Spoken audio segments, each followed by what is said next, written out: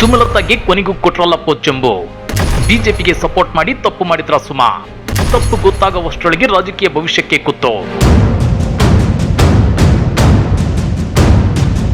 Shock, big shock. ಸಂಸದೆ ಸುಮಲತಾ ಅವರಿಗೆ BJP ನಾಯಕರು ಬಿಗ್ ಶಾಕ್ ಕೊಟ್ಟಿದ್ದಾರೆ. ಮಂಡ್ಯ ಟಿಕೆಟ್ ಕೊಡೋದ್ರ ಬಗ್ಗೆ ಇಷ್ಟು ದಿನ ಕಳೆದ್ರು ಒಂದು ಕ್ಲಾರಿಟಿ ಕೊಡದ ಬಿಜೆಪಿ ಹೈಕಮಾಂಡ್ ಇದೀಗ ಮಂಡ್ಯ ಲೋಕಸಭಾ ಕ್ಷೇತ್ರದ ಟಿಕೆಟ್ ಅನ್ನ ಜೆಡಿಎಸ್ಗೆ ಬಿಟ್ಟುಕೊಟ್ಟಿದೆ. ಹಾಗಾದ್ರೆ ಬಿಜೆಪಿ ಜೆಡಿಎಸ್ಗೆ ಮಂಡ್ಯ ಕ್ಷೇತ್ರವನ್ನ ಬಿಟ್ಟುಕೊಟ್ಟಿದ್ದಕ್ಕೆ ಬಿಜೆಪಿಗೆ ಸಪೋರ್ಟ್ ಮಾಡಿ ತಪ್ಪು ಮಾಡಿದ್ರ ಸಂಸದೆ ಸುಮಲತಾ ಅವರಿಗೆ ತಪ್ಪು ಗೊತ್ತಾಗುವಷ್ಟರೊಳಗೆ ಅವರ ರಾಜಕೀಯ ಭವಿಷ್ಯಕ್ಕೆ ಕುತ್ತು ಬಂತ.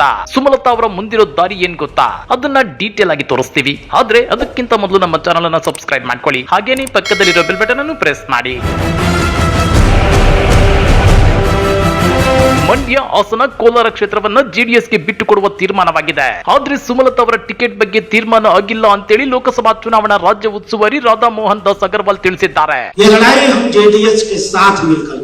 हमने मांड्या की सीट, हमने हासन की सीट और हमने कोलार की सीट जेडीएस को दी है. ಈ ಒಂದು ಮಾತು ಇದೀಗ ಮಂಡ್ಯ ಅಖಾಡದಲ್ಲಿ ಸಂಸದೆ ಸುಮಲತಾ ಸಿಡಿದೇಳುವಂತೆ ಮಾಡಿದೆ. ನಾನು ಮಂಡ್ಯ ಬಿಟ್ಟು ಬೇರೆ ಯಾವ ಕ್ಷೇತ್ರದಲ್ಲೂ ಸ್ಪರ್ಧೆ ಮಾಡಲ್ಲ ಅಂತ ಹೇಳಿದ್ದ ಸುಮಲತಾ ಅವರು ಬಿಜೆಪಿ ನಿರ್ಧಾರ ಏನು ಅನ್ನೋದನ್ನ ಮೊದಲು ಹೇಳಲಿ, ಆಮೇಲೆ ನನ್ನ ನಿರ್ಧಾರ ಏನು ಅನ್ನೋದನ್ನ ಹೇಳ್ತೀನಿ ಅಂತ ಹೇಳಿದ್ರು. ಅಂದ್ರೆ ಬಿಜೆಪಿ ಟಿಕೆಟ್ ಸಿಕ್ಕಿಲ್ಲ ಅಂದ್ರೆ ಸುಮಲತಾ ಮಂಡ್ಯ ಕ್ಷೇತ್ರದ ಪಕ್ಷೇತರ ಅಭ್ಯರ್ಥಿಯಾಗಿ ಮತ್ತೆ ಕಣಕ್ಕಿಳಿಯುತ್ತಾರಾ ಅನ್ನೋ ಅನುಮಾನ ವ್ಯಕ್ತವಾಗಿದೆ. ಹಾಗಾದ್ರೆ ಸುಮಲತಾ ಅವರ ಮುಂದಿರೋ ಆಪ್ಷನ್ಸ್ ಏನು ಅನ್ನೋದನ್ನ ತೋರಿಸ್ತೇವೆ. ಆದ್ರೆ ಅದಕ್ಕಿಂತ ಮೊದಲು ಬಿಜೆಪಿ ನಾಯಕರು ಸುಮಲತಾ ಅವರಿಗೆ ಯಾಕೆ ಟಿಕೆಟ್ ಕೈ ತಪ್ಪಿಸಿದ್ರು ಅನ್ನೋದನ್ನ ನೀವು ನೋಡ್ಲೇಬೇಕು. ಸುಮಲತಾ ಬಿಜೆಪಿಗೆ ಬಾಹ್ಯ ಬೆಂಬಲ ಘೋಷಿಸಿದ್ದಾರೆಯೇ ವಿನಃ ಅಧಿಕೃತವಾಗಿ ಬಿಜೆಪಿಗೆ ಸೇರಿಲ್ಲ. ಇದು ಬಿಜೆಪಿ ಹೈಕಮಾಂಡ್ ಸುಮಲತಾ ಅವರನ್ನ ಅನುಮಾನದ ಕಣ್ಣಿಂದ ನೋಡುವಂತಾಗಿತ್ತು. ಜೊತೆಗೆ ಮಂಡ್ಯ ಅಖಾಡದಲ್ಲಿ 2019ರಲ್ಲಿ ಇರುವಂತೆ ಈಗ ಸುಮಲತಾ ಅವರಿಗೆ ಅನುಕಂಪದ ಅಲೆ ಇಲ್ಲ. ಹೀಗಾಗಿ ಈಗ ಸುಮಲತಾ ಅವರಿಗೆ ಬಿಜೆಪಿ ಟಿಕೆಟ್ ಕೊಟ್ರೆ ಅವರು ಗೆದ್ದು ಬರೋದು ಅನುಮಾನ ಅನ್ನೋ ಮಾತುಗಳಿದ್ವು. ಜೊತೆಗೆ ಈ ಬಗ್ಗೆ ಆಂತರಿಕ ಸಮೀಕ್ಷೆ ನಡೆಸಿದಾಗ ಸುಮಲತಾ ಸೋಲ್ತಾರೆ ಅನ್ನೋ ವರದಿ ಬಂದಿತ್ತಂತೆ. ಇದೆಲ್ಲದಕ್ಕಿಂತ ಮುಖ್ಯವಾಗಿ ಸುಮಲತಾ ಟಿಕೆಟ್ ಮಾತುಕತೆಯಲ್ಲ ರಾಜ್ಯ ಬಿಜೆಪಿ ನಾಯಕರ ಜೊತೆ ಇರಲೇ ಇಲ್ಲ.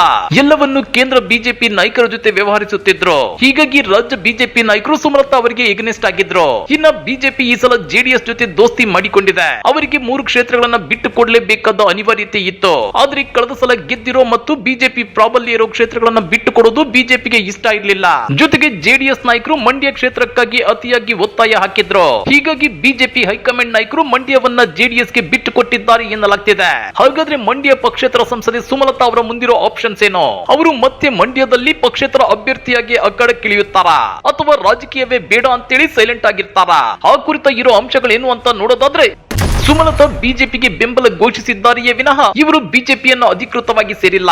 ಹೀಗಾಗಿ ಮಂಡ್ಯದಲ್ಲಿ ಬಿಜೆಪಿ ವಿರುದ್ಧ ಪರೋಕ್ಷವಾಗಿ ಸಿಡ್ಡು ಹೊಡೆದು ಪಕ್ಷೇತರ ಅಭ್ಯರ್ಥಿಯಾಗಿ ಅಖಾಡಕ್ಕಿಳಿಯೋ ಸಾಧ್ಯತೆ ಇದೆ. ನೇರವಾಗಿ ಮೋದಿ ವಿರುದ್ಧ ಅಂತ ಹೇಳದೇ ಇದ್ರು ದಳಪತಿಗಳ ವಿರುದ್ಧ, ಕುಟುಂಬ ರಾಜಕಾರಣದ ವಿರುದ್ಧ ಅಂತೇಳಿ ಸುಮಲತಾ ರುಚಿಗೇಳೋ ಸಾಧ್ಯತೆ ಇದೆ. ಅಂದ್ರೆ ಶಿವಮೊಗ್ಗದಲ್ಲಿ ಅದೇಗೆ ಕೆಶೀಶ್ವರಪ್ಪ ಸ್ವಪಕ್ಷದ ಬಿವೈ ರಾಘವೇಂದ್ರ ವಿರುದ್ಧ ಅಖಾಡಕ್ಕಿಳಿಯುತ್ತಾರೋ ಹಾಗೆ ಸುಮಲತಾ ಅವರು ಕೂಡ ಮಂಡ್ಯದಲ್ಲಿ ಮತ್ತೆ ಧೂಳೆಬ್ಬಿಸೋ ಸಾಧ್ಯತೆ ಇದೆ. ಇನ್ನ 2019ರಂತೆ ಈಗ ಅಂಬಿ ಅನುಕಂಪ ಇಲ್ಲದೆ ಇರಬಹುದು.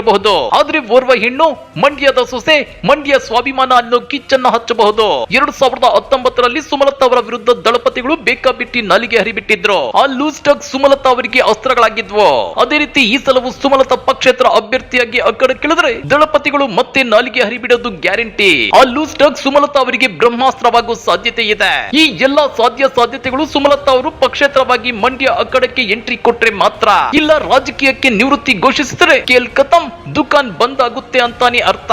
ಆದ್ರೆ ಸುಮಲತಾ ಅವರು ಮುಂದಿನ ಮಂಗಳವಾರ ತಮ್ಮ ಬೆಂಬಲಿಗರ ಜೊತೆ ಸಭೆ ನಡೆಸಿ ಅಂತಿಮ ನಿರ್ಧಾರಕ್ಕೆ ಬರುವ ಸಾಧ್ಯತೆ ಇದೆ. ಆದ್ರೆ ಆ ನಿರ್ಧಾರ ಏನು ಅನ್ನೋದೇ ಈಗಿರೋ ಕುತೂಹಲ. ಈ ಬಗ್ಗೆ ನೀವೇನಂತೀರಾ? ಕಮೆಂಟ್ ಮಾಡಿ, ವಿಡಿಯೋ ಲೈಕ್ ಮಾಡಿ, ಶೇರ್ ಮಾಡಿ. ಇಂಥ ಮತ್ತಷ್ಟು ರೋಚಕ ರಾಜಕೀಯ ಸುದ್ದಿಗಳನ್ನ ಮಿಸ್ ಮಾಡದೆ ನೋಡ್ಬೇಕು ಅಂದ್ರೆ ನಮ್ಮ ಯೂಟ್ಯೂಬ್ ಚಾನಲ್ ಅನ್ನ ಸಬ್ಸ್ಕ್ರೈಬ್ ಮಾಡ್ಕೊಳ್ಳಿ.